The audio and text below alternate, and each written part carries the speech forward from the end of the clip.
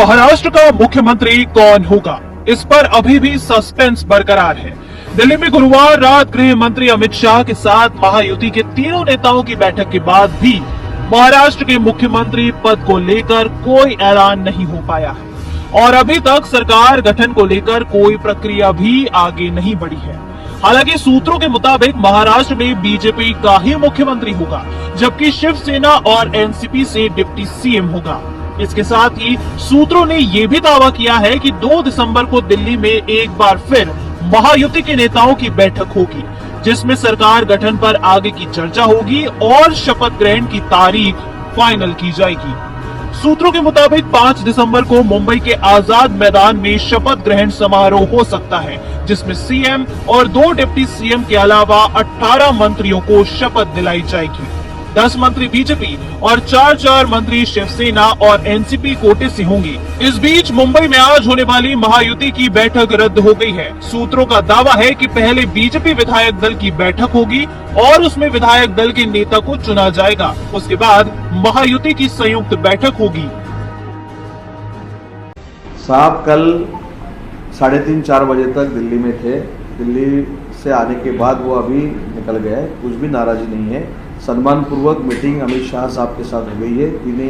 तीन जो नेता है, देवेंद्र जी, अजीत दादा और हमारे नेता एकनाथ शिंदे साहब, वो भी मीटिंग को थे और अच्छी तरह से सम्मान पूर्वक मीटिंग होगी।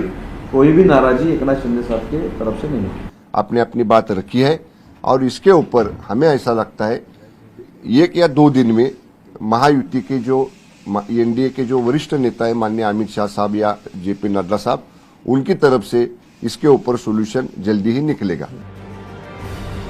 उधर महाराष्ट्र विधानसभा चुनाव में मिली करारी शिकस्त के बाद महाविकास अघाड़ी में भी बैठकों का दौर जारी है, तो दूसरी तरफ चुनावी नतीजों से एमवीए में दरार पड़ती दिखाई दे रही है।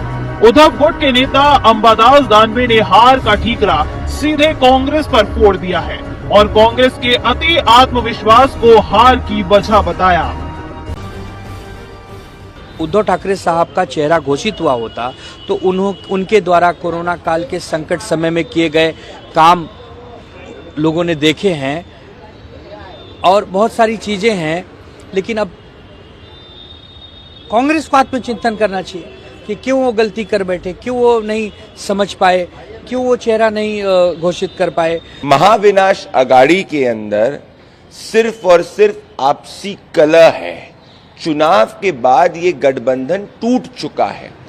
ये राहुल गांधी की अपरिपक्वता दर्शाता है, जो 80 चुनाव में हार के बाद प्रिसाइसली 88 में वापस से हारे हैं। और महाराष्ट्र विधानसभा चुनाव के बाद भी महाराष्ट्र की राजनीति में थ्रिलर जारी है। महायुति बहुमत हासिल करने के बाद भी अभी तक सरकार का गठन नहीं कर पाई है, तो महाअघाड़ी में चुनाव में करारी हार के बाद दरार पड़ती नजर आ रही है।